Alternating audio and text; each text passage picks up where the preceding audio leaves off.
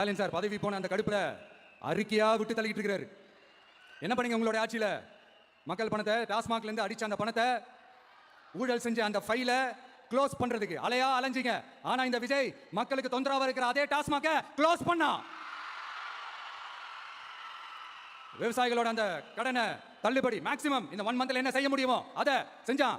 நீங்க தான் அந்த நிதி சம்பந்தமா இருக்கிற எல்லா கேட்டையும் லாக் பண்ணி வச்சுட்டு போயிருக்கீங்க. அதை சரி செய்ய வேணாமா? அதை ஒழுங்குபடுத்த வேணாமா? அதனால மறுபடியும் சொல்றேன், இந்த விஜய் பொய் சொல்லி ஏமாத்துறதுக்காக அரசியலுக்கு வரல.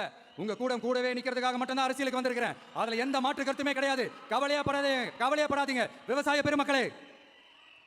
அடுத்து இந்த சட்டம் ஒழுங்கு அது சரியில்லை இது சரியில்லைன்னு சொல்லி திமுகவும் மற்றும் பலரும் மாறி மாறி கூவுறீங்க. நான் ஒண்ணு கேட்கிறேன், இந்த மாடல் அரசுன்னு சொல்றீங்களே, அதுல என்ன செஞ்சு வச்சுட்டு போயிருக்கீங்க? ஒரு ஊர் விடாம ஒரு தெரு விடாம போதைப் பொருள் கலாச்சாரம் அப்படியே ஸ்ப்ரெட் ஆகி கொட்டி கிடக்குது.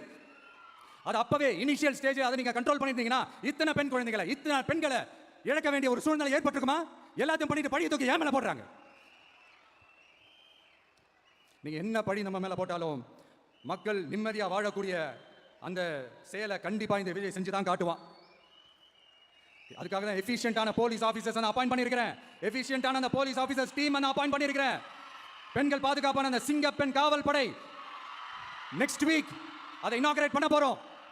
தப்பு செஞ்சவங்களுக்கான தண்டனை, அதுக்கான சார்ஜ் ஷீட் எல்லாமே ரொம்ப ஃபாஸ்டா ரொம்ப ஸ்பீடா செய்யறதுக்கான அந்த வேலையை செய்ய சொல்லியிருக்கிறோம். கோர்ட்ல கூட தப்பு செஞ்சவங்களுக்கான அந்த கடுமையான தண்டனை வாங்கி கொடுக்கறதுக்கான அந்த வேலையையும் ரொம்ப சீக்கிரமா செய்ய சொல்லியிருக்கிறோம். அதனால நீங்க என்ன பழி நம்ம மேல போட்டாலும் உண்மையா உறுதியா மக்களுக்கு தேவையான எல்லா விஷயங்களையும் இந்த விஜய் செஞ்சுதான் காட்டுவான்.